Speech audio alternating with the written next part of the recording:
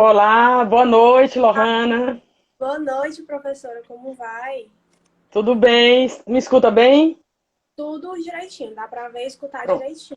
De fato, era o cooler do meu notebook que interferiu na live passada. Eu botei ele bem longe, tirei ele do Entendi. escritório. É o cooler que prejudica as lives. Então, boa noite, seja muito bem-vinda à série Lives Diálogo Ambiental Constitucional Internacional. Para quem não sabe, a Lohana foi minha aluna de Mono 1, né? Inclusive, muito bem orientada pelo professor Gustavo Liberato. Eu praticamente não tive trabalho com ela e realmente isso mostra a vertente que ela tem para a pesquisa científica. Então, seja muito bem-vinda, Lohana. A gente escolheu um tema irascibilidade familiar, né? Então, vamos dar um enfoque não tão vocacionado só para a violência, mas também para ela. Então, a palavra é sua. Boa noite, todo mundo. Boa noite, professora. Obrigada pela disponibilidade. A primeira coisa que me perguntaram quando eu divulguei a live era o que era irascibilidade, né? Muita gente vai me perguntar, mas eu não entendi nem o que é irascibilidade. E aí eu tive que explicar que a irascibilidade ela é uma irritabilidade, é uma agressividade, né? E aí o contexto de irascibilidade familiar é esse, é quando há uma irritabilidade dentro do contexto familiar, quando há uma irritabilidade entre os membros de uma família. E isso tem acontecido muito no Brasil, é um país que já é marcado por isso, mas principalmente agora nesse período de isolamento foi uma coisa que se intensificou brutalmente, né? E aí eu vejo muito voltado, quando tratam sobre esse tema, eu vejo muito as atenções voltadas à violência doméstica contra a mulher. E é uma coisa que naturalmente eu vou abordar, mas eu também acho que seria relevante falar sobre a violência contra o idoso. Porque são duas vítimas corriqueiras, né, das relações familiares. São dois tipos de vítimas que estão em situação de vulnerabilidade perante aos seus agressores, não é à toa que são agredidas. E são as maiores vítimas desse período de isolamento, apesar de não poder esquecer de outras categorias, inclusive de crianças e adolescentes, mas eu creio que idosos e mulheres estão sofrendo ainda mais nesse período de isolamento. E tanto o idoso quanto a mulher, eles têm... Boa noite, Alaine. Beijão, obrigada por estar aqui. Tanto o idoso quanto a mulher, eles sofrem muito, eles sofrem tanto que foi necessário um impulso legislativo para tentar proteger essas pessoas. Então, existem duas leis, que são as leis mais comuns, né? As leis que mais se prestam a proteger o idoso e proteger a mulher, que é o primeiro Estatuto do Idoso, que é a Lei 10.741 de 2003, e a Lei de Combate à Violência Doméstica contra a Mulher, que é a 11.340 de 2006. É interessante falar que o Estatuto do Idoso, ele protege o idoso em todas as ocasiões, não só dentro do ambiente doméstico. Como o próprio nome diz, é um estatuto, então ele tem toda uma riqueza, né? Ele tenta buscar amparar o idoso em todos os seus, em todos os momentos. E a lei de combate à violência doméstica contra a mulher, ao contrário do Estatuto do Idoso, protege apenas dentro do ambiente familiar. Mas aí, quando fala em ambiente familiar, não necessariamente precisa de uma coabitação. Então, tem como uma pessoa sofrer violência doméstica, por exemplo, de um namorado que não está coabitando, né? Então, é uma possibilidade, a própria lei traz isso. Então, assim, o Estatuto do Idoso, ele mostra a violência contra o idoso como sendo uma ação ou omissão que vitime aquele idoso dentro do ambiente público ou privado e cause morte, dano físico, dano moral, dano psicológico. Já isso ele fala já no artigo 19, parágrafo 1º do Estatuto do Idoso. Já a Lei de Combate à Violência Doméstica contra a Mulher traz no artigo 5º uma série de condutas que podem ser consideradas violação uma agressão à mulher, né? Violência contra a mulher. E aí entra a ação ou omissão, né? Sempre tem essa questão da ação ou omissão, que é a conduta positiva ou a conduta negativa.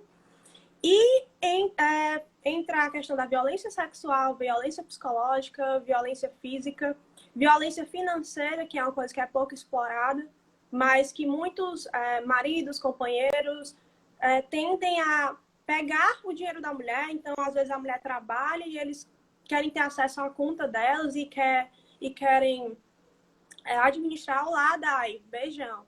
Querem administrar o dinheiro delas e definir como que elas vão gastar.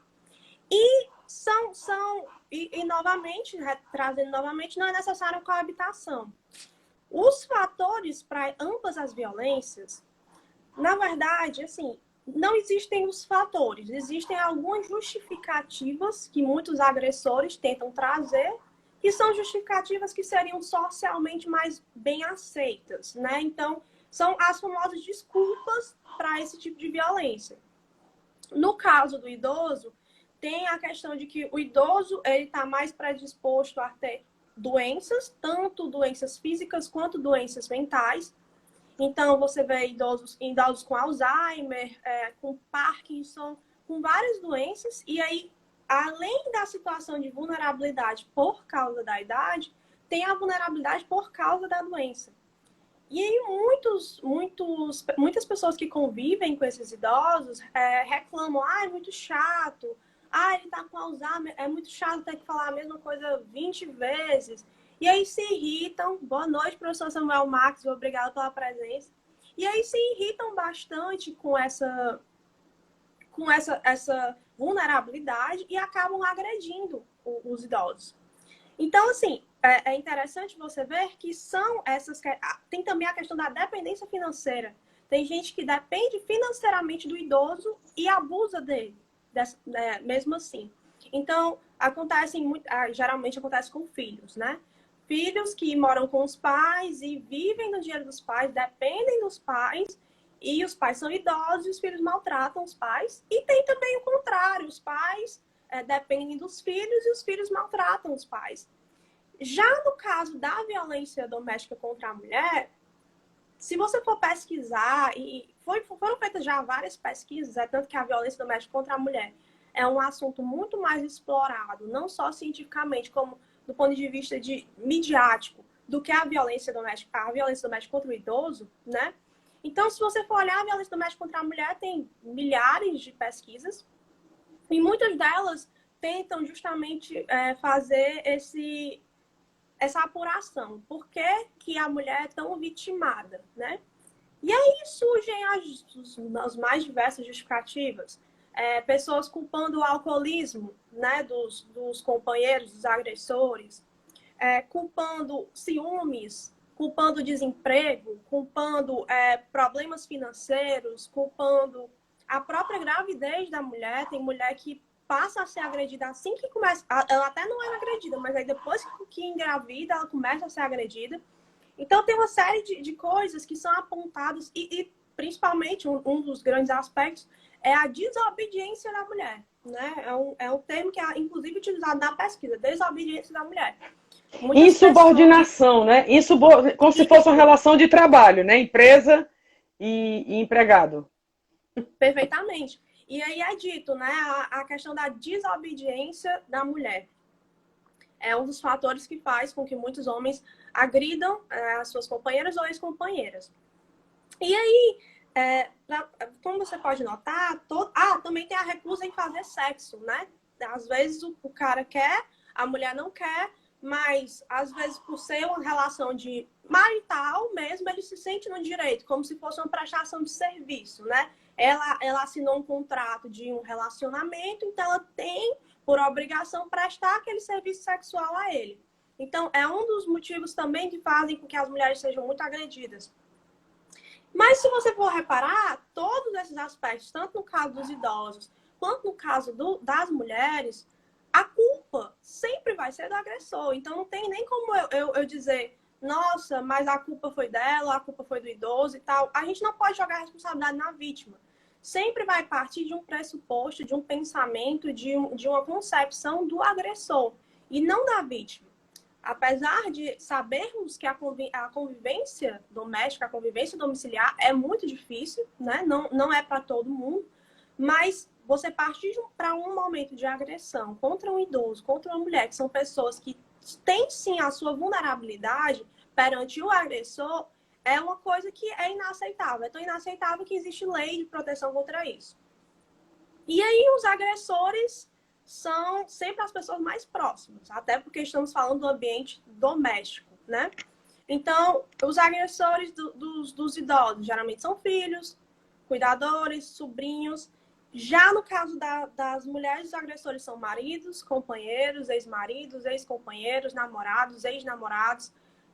Em alguns casos, pais e irmãos, mas na maioria dos casos sempre há na maioria dos casos há essa relação de romance entre a mulher e o agressor. E aí é interessante que foram feitas várias pesquisas em 2019, uma delas pela a Pesquisa Nacional de Violência Doméstica contra a Mulher, doméstica e familiar contra a mulher, que mostrou que os ex-maridos, ex-companheiros e ex-cônjuges, eles estão agredindo cada vez mais em relação aos atuais cônjuges, aos atuais maridos, aos atuais companheiros. Então, tinha-se muito essa violência de pessoas com quem a vítima estava em um relacionamento, e agora você vê um crescimento muito grande de agressão de pessoas com quem a vítima teve um relacionamento. Tudo bom, Margarete? Beijão. Então, assim, é um tipo da coisa que é muito visto, é uma coisa que tem crescido muito, que naturalmente, à medida que a mulher tenta se emancipar desse tipo de relacionamento, muitas vezes causa mais revolta ainda ao agressor, e aí vem essa história de o ex da pessoa vir agredir a pessoa, há esse sentimento de posse, há esse sentimento de autoridade, então a pessoa não aceita ser deixada de lado. Então é interessante que hoje as agressões praticadas por ex-companheiros, ex-namorados, tenham crescido tanto em relação às agressões praticadas por atuais companheiros e atuais namorados. É onde entra a irascibilidade, desculpa, né? É onde entra a irascibilidade. Exato. É nesse contexto que entra, é justamente aí que entra a irascibilidade, essa questão da irritabilidade, agressividade, essa revolta que surge das pessoas que são agressoras, né? As pessoas agressoras, elas têm uma irascibilidade, elas têm uma revolta em relação às agredidas, às vítimas, e aí é nesse contexto que surge essa violência. Então, é uma violência que como eu falei, pode vir de qualquer aspecto. E aí é uma das coisas que eu queria falar, que é a forma da violência, né? No caso do idoso, a lei, ela traz claramente a questão física, a questão da negligência, mas a lei de combate à violência doméstica contra a mulher, ela é muito mais exemplificativa do que o Estatuto do Idoso. Talvez também porque o Estatuto do Idoso foi feito antes, e aí o contexto no qual... Tudo bom, Kennedy? O contexto no qual a lei de proteção à mulher tenha sido criada foi um contexto muito midiático, muito mais midiático do que o contexto do Estatuto do Idoso. Então, o legislador teve um pouco mais de cuidado. Felipe, tudo bom? O legislador teve um pouco mais de cuidado em descrever diversas formas de violência para não sobrar a mínima dúvida de que aquela pessoa sofreu uma agressão. E aí, a forma de violência doméstica contra a mulher, tido na lei, bem no começo da lei, fala que ela pode ser física, pode ser psicológica, pode ser financeira, pode ser sexual.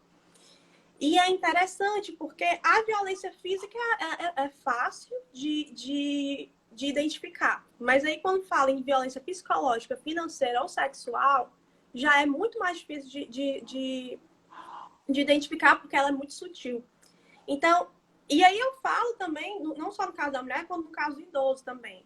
A violência sexual contra o idoso, existe muita violência sexual contra o idoso, né? Existe muita violência psicológica, violência financeira, né? A apropriação de dinheiro do idoso, a apropriação do dinheiro da mulher, a aproveitar-se sexualmente do idoso, de uma mulher, sempre é nesse contexto de vulnerabilidade, né? A pessoa não vai agredir quem ela considera menos vulnerável. Então, Lohana, vamos provocar aqui os nossos espectadores. Eu queria colocar 3 pontos aqui para você, polêmicos, todos. Claro, Você é uma advogada criminalista. certo. A lei de violência doméstica, ela coloca como crime, né? O que a mulher passa. Sim, Mas aí eu te pergunto, nós estamos pegando um assunto, foi tipificado uma matéria como crime, foi tipificado como crime, mas a gente está falando de direito de família na maioria. A maioria das violências, porque a família, para ela ser considerada família, não precisa de coabitação. sim. Então, como é que você vê essa dicotomia entre o público e o privado? Viu? Aí eu vou fazer logo as 3. Essa Tá, dicotomia entre o público e o privado. Então, a gente tem uma matéria de direito de família que a gente vê que a tipificação não foi suficiente. Essa é a palavra correta. Não é que ela não deva existir, é porque não foi suficiente. O segundo ponto são os problemas que envolvem as famílias, né? As famílias, elas passam por várias mutações. E aí a gente, propositadamente, pensou nesse tema irascibilidade para dizer o seguinte, são muitos problemas envolvendo a família que uma lei, aliás, 2 específicas, a que protege o idoso, e se nós chamássemos, o legislador chamasse de Estatuto da Mulher, continuaria na mesma inércia.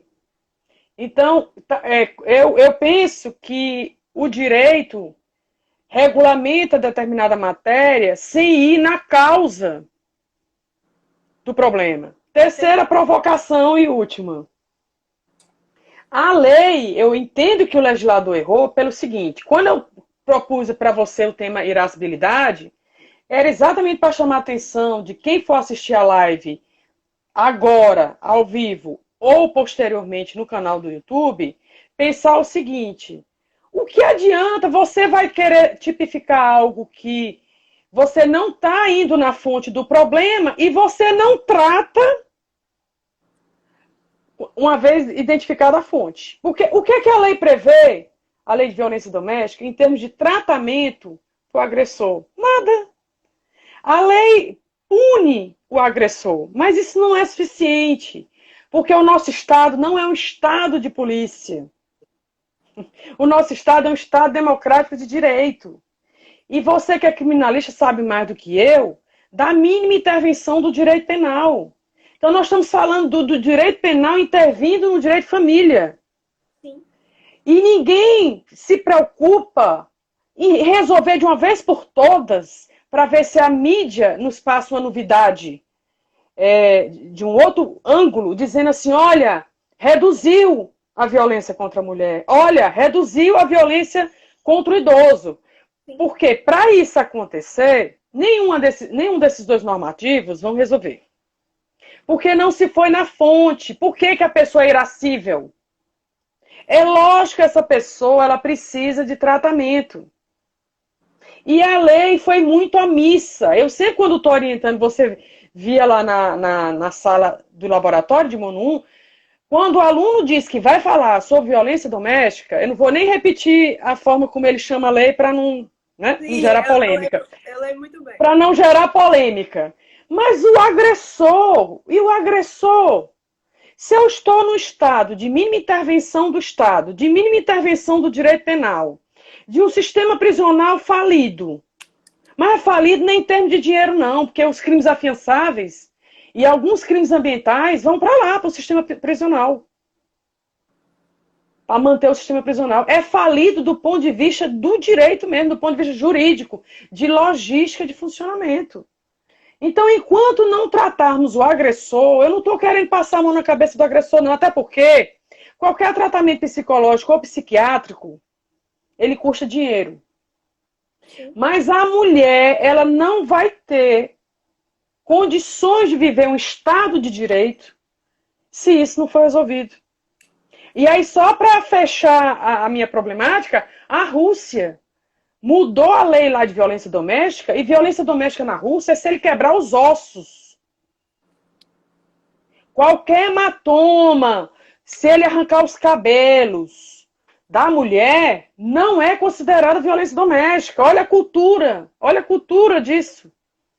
Então, pegando o gancho da irascibilidade, foi bem provocativo o tema da live, exatamente para dizer o seguinte: olha, não vai resolver a sociedade. Pode fazer 1001 campanhas, não vai resolver. A mulher vai continuar apanhando. Porque perceba, a lei de 2006, já ela completa 20 anos. E nada mudou, nada mudou. Por quê? Porque o agressor, ele precisa ser tratado. Aí se um psiquiatra der o diagnóstico de que ele não tem nenhum problema psiquiátrico, aí sim, aí o direito penal pode resolver. Aí você que é criminalista, aí o direito penal atua. Porque aí o remédio para ele é o cerceamento da liberdade. Blaine, professora, eu pretendo abordar esses três aspectos. Vou dar uma resposta só para os três questionamentos. Vou tentar abordar os três. Primeiro, o problema, como eu falei, o problema da violência doméstica contra a mulher e contra o idoso é um problema cultural. A violência, em geral, é um problema ou cultural ou social. E aí vai depender de que tipo de violência nós estamos falando. Se é uma violência sexual, ela é mais voltada a uma questão cultural. Se é uma violência relacionada a um roubo, por exemplo, é mais voltada a uma questão social. Mas o direito penal, em toda a sua magnitude, porque eu sou uma grande admiradora do direito penal, o direito penal, ele é um direito penal mínimo, né? Um dos primeiros princípios que a gente aprende quando entra na faculdade de direito, quando vai estudar direito penal, não é que o direito penal é o direito penal mínimo. Ou seja, o que é que significa? Quer dizer que o direito penal deve intervir o mínimo possível na vida do cidadão. O direito penal é o que a gente chama de última ratio, ou seja, é o último recurso do Estado. Então, se as coisas não podem ser resolvidas de acordo com as outras esferas do direito, então a gente vai para o direito penal. A questão da violência contra a mulher e contra o idoso, o problema grande do direito penal em relação a essas violências é o mesmo problema do direito penal em relação a todas as violências, para falar a verdade.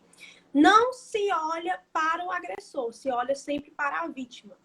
E é interessante que a gente tem que estudar por que aquele agressor está agredindo, né? Que situação foi aquela que colocou aquela pessoa na posição de agressor.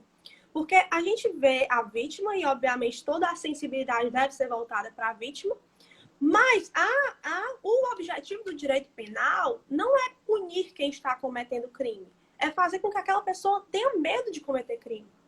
Então, não é essa história de, vou tipificar essa conduta, porque se a pessoa cometer esse crime, ela vai ser punida. Não é isso. É tipo, eu vou tipificar essa conduta, porque a pessoa não vai querer cometer esse crime, porque existe essa conduta e ela sabe que se ela cometer, ela vai sofrer as consequências disso.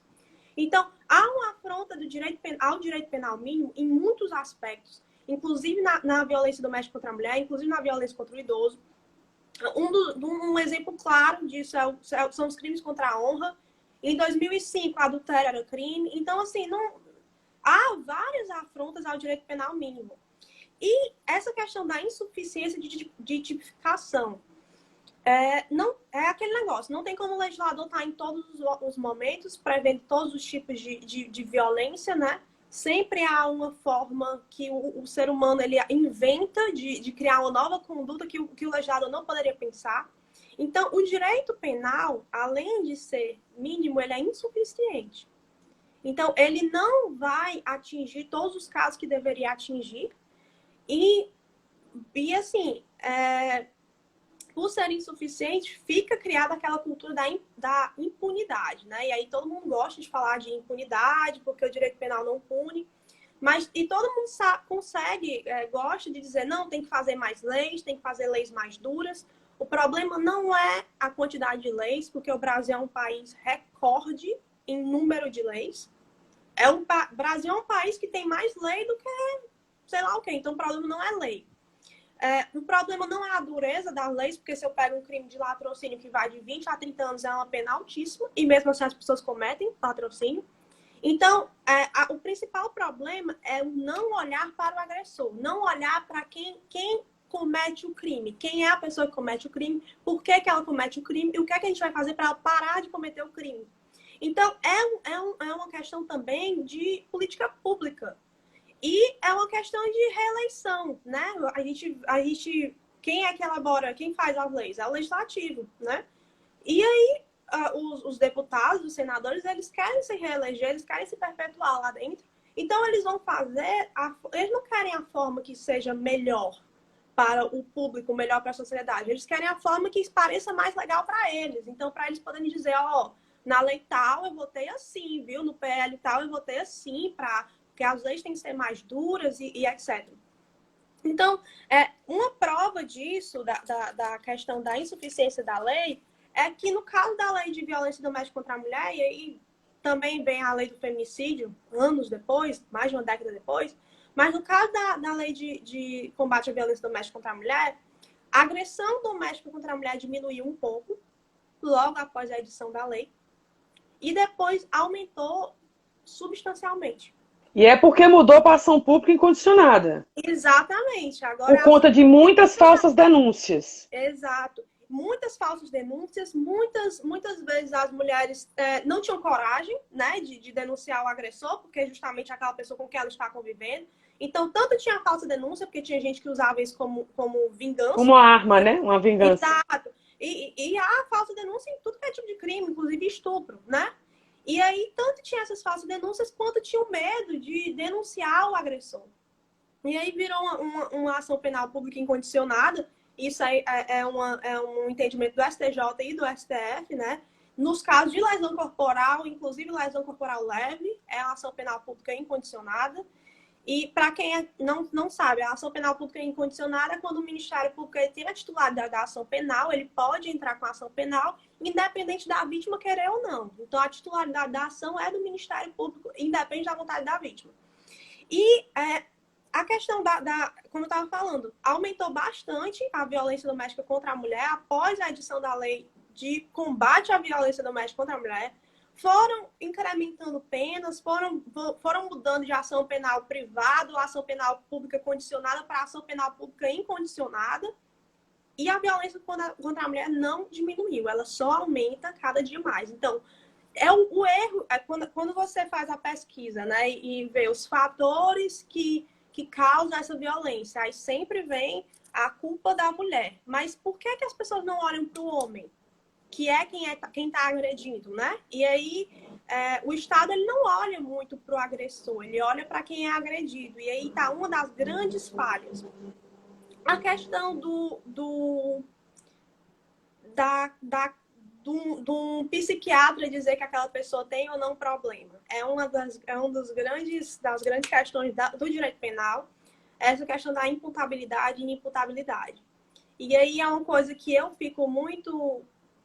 pessoalmente fico muito revoltada em muitos casos, porque, por exemplo, teve até um colega aqui que falou sobre a ressocialização, o Kennedy, né? Falou sobre a ressocialização. A ressocialização, ela existe em alguns casos e em outros não é possível. E aí, quando eu estou tratando de crimes patrimoniais, a ressocialização, ela tende a ser possível. Mas quando eu falo de crimes, por exemplo, de violência sexual contra crianças, não dá para falar em ressocialização com uma pessoa que é pedófila, porque é uma questão dela. Não é uma questão de pena, ela não vai deixar de cometer aquele crime. Como no caso de serial killers, psicopatas também não vão deixar de matar. Enfim, não existe ressocialização para certo tipo de crime e certo tipo de criminosos. E aí, talvez, entender pela inimputabilidade de algumas dessas pessoas seja mais vantajoso para a sociedade. E aí existe um sentimento de vingança muito grande, que o público tem, a opinião pública tem, de, eu quero punir, eu não acredito que ele vai ser julgado como louco, e aí ele vai ser julgado como louco, no instante vai sair, e não é bem assim, né? Então, de repente, e aí a gente entra no tema na questão da irascibilidade, de repente essa irascibilidade do agressor é uma doença, é uma condição daquela pessoa. E aí, novamente, não estou passando mão na cabeça do agressor, como a senhora mesmo disse, não vamos passar a mão na cabeça do agressor, até porque a maioria tem plena noção de que está cometendo crime, mas essa agressividade, essa irascibilidade, essa necessidade de agredir uma pessoa que está numa situação de vulnerabilidade, aí eu falo da mulher, eu falo do idoso, eu falo da criança, eu falo até de animais. Essa necessidade, ela pode ser um problema que aquela pessoa tem. E aí, a gente não vai... O direito, ele não chega na fonte do problema. Ninguém quer abrir... Não, vamos estudar agora e vamos estudar a mente do agressor, vamos ver qual o problema do agressor, o que é que está levando o agressor a agredir, e vamos levar esses resultados para o Congresso Nacional e vamos tentar elaborar uma lei, porque o problema não está. O problema é muito maior. É como você falou, o sistema está falido. E falido não de dinheiro, mas de não estar funcionando. Logística.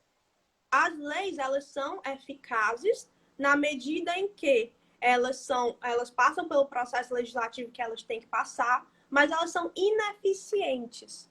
Ou seja, apesar de serem leis válidas, elas não estão alcançando a sociedade, elas não estão alcançando os objetivos dela, elas não estão diminuindo a violência contra a mulher, diminuindo a violência contra o idoso. Então, são várias questões que têm que ser estudadas. É um problema muito basilar. É lamentável que em pleno 2020 a gente ainda esteja falando sobre isso, sobre violência doméstica contra a mulher e violência contra o idoso. É lamentável que exista uma delegacia especializada da mulher. Isso é lamentável. É lamentável que exista uma lei de feminicídio. É lamentável que tenha chegado a esse ponto, né? De o legislador tentar tapar um buraco que nunca vai ser tapado, porque a questão não é a lei. O pessoal só está pensando do momento da agressão para depois. Não pensa no que acontece antes da agressão. O que causa a agressão é o que vem antes da agressão. Olha, a coisa é tão patológica que assim que surgiu o coronavírus e o isolamento social, a agressão aumentou. Sim. Não deu tempo não deu tempo de ser nenhuma nova cultura. É uma questão mesmo de irascibilidade. Sim. E aí, se eu fosse lançar uma campanha, sinceramente, eu não sou mãe de filho homem, mas eu lançaria uma campanha da seguinte forma: mãe, eduque seu filho. Por quê? Vamos parar para pensar. Todos os agressores têm uma mãe. Sim. Concorda? Sim. E qual foi a formação? Qual foi a formação que ele recebeu quando ele era bebê, depois criança, adolescente e adulto? Sim. Na psicologia, e isso é muito para quem já fez terapia, e eu fiz, e eu sempre faço, existe uma coisa fenomenal que o direito precisa entender, que é padrão familiar. Todas as famílias, elas estabelecem um padrão. De geração em geração, aquele padrão se repete. Então, se você fosse investigar a vida desse agressor, eu não tô, gente, não é defendendo agressor nenhum. É querendo resolver o problema. É que a violência passe a ser exceção e não a regra. Então, o agressor provavelmente, enquanto criança, ou ele sofreu abuso, ou a mãe dele era agredida. Sim. E ele está repetindo o padrão familiar que ele aprendeu com o pai dele. Sim. Mas não dá tempo de pensar nisso, né? Não dá tempo. Por quê? Porque isso é uma das causas da violência contra a mulher. É você saber a origem familiar daquele agressor. Agora, direitos sociais custam dinheiro. Pode ser da mulher, da criança, do idoso. Direitos humanos custam dinheiro. Quer resolver? Então vamos resolver. Qual é a forma de resolver? Tem que abrir o cofre, tem que fazer campanhas educativas. Né? Então, educativas, trabalhar com a prevenção. Será que a criança, olha, a criança ela vive numa família. Feliz aquela que tem uma família, né? E ela frequenta a escola. Será que uma das matérias mais importantes para a criança não seria o nome família? Será que isso não seria muito importante para uma criança? E é interessante, professor, você trazer esse ponto, porque, por exemplo, eu estudei em escolas muito boas a minha vida toda, e em momento algum, nada disso foi abordado em sala de aula. Então, eu estudei em escolas particulares, escolas caras, escolas boas, bem conceituadas, mas em momento nenhum nada disso foi abordado. Então, são coisas que a gente tem que aprender fora, no meio da rua, porque a escola não traz, porque a família não traz. Então, há essa questão de... como você falou, a prevenção. A gente tem que cuidar da prevenção, não é de resolver um problema. Eu sou muito aquela pessoa que prefere prevenir do que remediar. Isso aí é um ditado tão antigo, mas é tão atual. Essa questão de você gastar dinheiro com a prevenção. Se for pesar, é muito mais barato para o Estado investir numa prevenção para evitar, né, essas violências e evitar as desdobrações dessas violências do que investir em consertar essas violências. Então, quando você vê que, por exemplo, eu vou cuidar da prevenção, eu vou investir não sei quantos milhões ou bilhões em prevenção para conscientizar desde a base. Porque hoje em dia, um homem de 45 anos, de 50 anos, que já está acostumado desde o começo à cultura de que a mulher é inferior a ele, a mulher deve servir a ele, está acostumado a ver coisas violentas em relação à mulher, em relação ao idoso, está acostumado, vem de um ambiente familiar violento, e aí essa questão de o agressor muitas vezes ter sido um agredido, isso é um fato, é inquestionável, a ciência mostra isso, os estudos mostram isso. O agressor físico geralmente é uma pessoa que sofreu uma violência física ou viu alguém próximo sofrer uma violência física. O agressor sexual geralmente é uma pessoa que foi abusada sexualmente em algum momento da infância. São traumas que moldam todo um caráter da pessoa, toda uma personalidade da pessoa. Aí a sociedade acha que esse ser humano não vai fazer nada. Exato. Ele não foi tratado, os direitos humanos dele, outrora, foram desrespeitados e acha que ele vai ter uma personalidade sem irascibilidade. Exato. É aquela questão. Se você for parar para pensar, a maioria dos crimes é perfeitamente prevenível. Perfeitamente, perfeitamente. Gente, se eu for entrar numa casa de uma pessoa que sofre violência, de uma criança, vou falar de uma criança que sofre violência, presencia violência, é pensar muito longe, imaginar que aquela criança no futuro vai praticar a violência que ela sofreu ou que ela viu alguém sofrer. É pensar muito fora da caixa, isso é uma consequência. Não que todo mundo que sofreu violência vá ser violento, né? Existem as escolhas, obviamente, e aí, novamente, não vamos passar a mão na cabeça de pessoas que cometem violência. Não é uma questão de passar a mão na cabeça. É uma questão de ver o que foi que gerou aquela violência.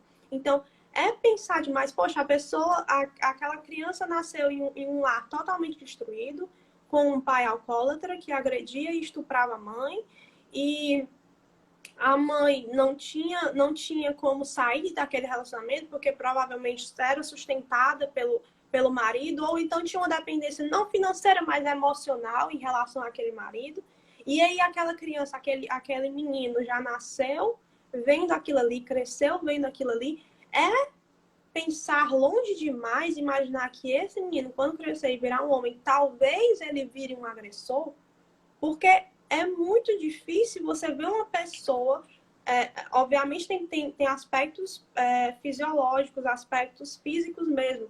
Tanto que quando você vai estudar um cérebro de um psicopata, por exemplo, a pessoa já nasceu naquela condição porque o cérebro dela é diferente, beleza. Mas eu tô falando de violências que são geradas por pessoas, que são praticadas por pessoas normais. São pessoas que elas têm uma influência, elas sofrem uma influência em algum momento da vida delas que fazem com que elas façam isso. Lohana, o Código Penal, ao meu ver, tudo bem, ele é de 1940, mas ele deveria trazer dos crimes contra a família. Sim. Porque quando a gente fala de violência contra a mulher, eu entendo que a família toda está inserida nesse contexto. Sim. Inclusive os filhos são vítimas. Todo mundo é vítima. Eles se tornam vítimas da desestrutura familiar. Além do padrão familiar, porque tem situações que aí a psicologia chama de erro padrão. né? E aí eu penso que o código era para trazer dos crimes contra a família. Eu vou contar um caso aqui bem rápido, que eu não vou dizer nomes, mas olha só. Certa vez eu conheci uma pessoa no salão de beleza, uma pessoa com padrão econômico superior ao meu, uma mulher independente, com um cargo político, e ela estava com a clavícula aqui toda remendada. Ela tinha já feito a cirurgia para colocar no lugar e ainda ia fazer a plástica. Aí sabe que em salão tem gente que conta metade da vida. E aí eu instiguei e ela disse o seguinte: não, isso aqui é que o meu marido me jogou contra a parede na frente dos meus filhos. E Ave Maria, e meus pais não querem de forma alguma que eu volte para ele, etc e tal. Independente, com escolaridade superior. 6 meses depois eu pergunto para a cabeleireira: e aí, fulano, aquela. Porque eu fiquei horrorizada com o tamanho da cicatriz. E aquela pessoa, aí ela disse a seguinte coisa: não, ela voltou. Eu digo, como é? Ah, e voltando atrás, eu disse assim: olha, me tira uma dúvida, assim, curiosamente. O seu marido, o pai dele, bate na mãe dele? A resposta que eu vi: o pai dele bate na mãe dele, a irmã dele bate no marido, o irmão dele bate na esposa e ele bate em mim. Foi a resposta que eu ouvi. Nós estamos falando de classe média alta. Todo mundo da família repetia o padrão de irascibilidade, agressividade, violência. Tá? Então, uma família dessa, o Estado vai resolver? Claro que não. Se ele tiver quebrado a outra clavícula ou tiver matado ela, não sei, que eu não sei nem o nome, nunca mais vi, o Estado não vai resolver. Por quê? Porque os três poderes, o legislativo, determinou o que é que deve ser feito com a violência contra a mulher. A mulher, inclusive, ela passa a ficar enclausurada. Ela de vítima do agressor, ela passa a ser... ela fica enclausurada pelo Estado. Porque para se proteger. Então, ela deixa de ter vida, inclusive. Isso não tem o menor sentido logístico de vislumbrar a médio e longo prazo reduzir violência doméstica em país nenhum. E só para dizer, para quem não sabe, a violência doméstica e a pedofilia em Portugal tem índices altíssimos. E como sempre, a pedofilia ela é silenciosa. Tá? A família ela tem uma muralha que protege ela. O Estado só vai ultrapassar, bater na porta, se houver denúncia, se houver realmente algo de concreto. O fato ocorreu. Aí o Estado bate. O que foi que aconteceu? O que é que está vendo aí? Ouvimos gritos, tiro. É uma questão. O Estado ele vem com esse discurso de proteger a família. É uma falsa proteção à família, para falar a verdade. Essa questão de colocar a família em primeiro lugar, em proteger a família, na indivisibilidade da família, em proteger o ciclo familiar. E aí é como você falou, essa questão de que é construída uma muralha da família, que aquela muralha só vai ser penetrada depois que realmente há várias denúncias, há vários... se o Estado tivesse real preocupação com a família, ele buscava as causas desse problema. Ele não ia atrás de resolver apenas quando já tivesse sido feito. Mas a Constituição, desculpa, Laura, a Constituição diz que o Estado e a sociedade. Sim, sim. Aí convida, o Constituinte diz, olha, é o Estado e a sociedade que devem proteger a família. Sim. Mas é uma questão, o Estado e a sociedade. É uma questão. Eu entendo o poder que o Estado tem, né? Mas, gente, nós temos um poder maior do que o Estado. É porque é uma questão tão cíclica, né?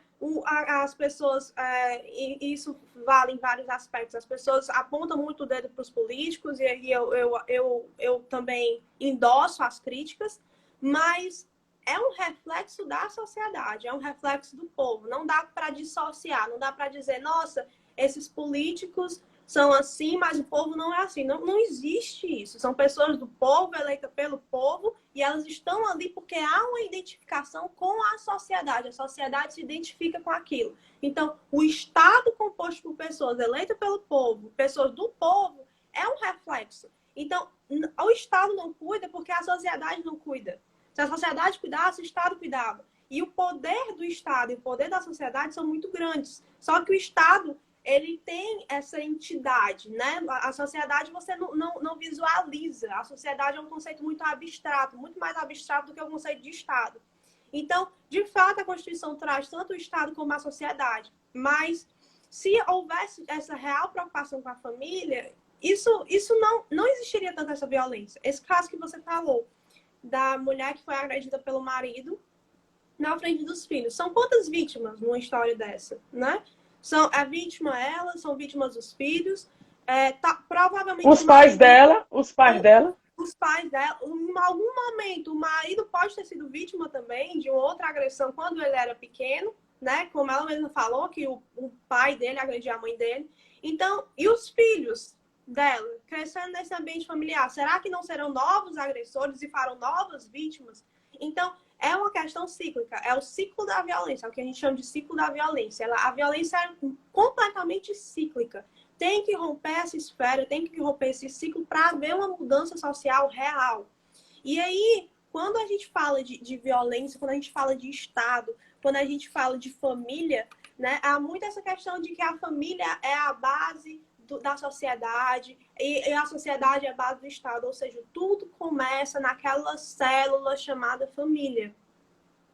E se tudo começa naquela célula chamada família, se eu quero resolver os problemas da sociedade, eu tenho que resolver os problemas da família. Eu tenho que resolver a questão educacional dos novos membros daquela família, né, das crianças, tem que ser uma construção da base. E eu tenho que resolver os problemas que os patriarcas ou matriarcas ou chefes da família, que não necessariamente são mãe ou pai, mas eu tenho que resolver os problemas que os chefes da família estão trazendo para aquela família. Então, é aquele negócio, eu resolvo um problema da família, eu resolvo um problema macro. Resolvendo o micro que eu resolvo o macro. E aí, essa questão da irascibilidade. Nesse período de quarentena, né? Realmente não houve nem tempo para aumentar essa violência doméstica contra a mulher. Não houve nem tempo. Foi tipo assim, vamos fazer um lockdown aqui, ou então, não, vamos ficar em casa para evitar que a doença se espalhe. E pronto, só foi isso acontecer que os índices aumentaram drasticamente.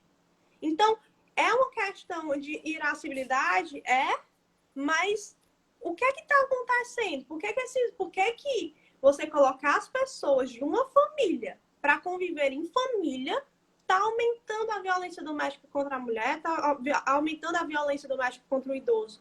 Então, é exigir demais que uma família, quando está como família, se dê bem.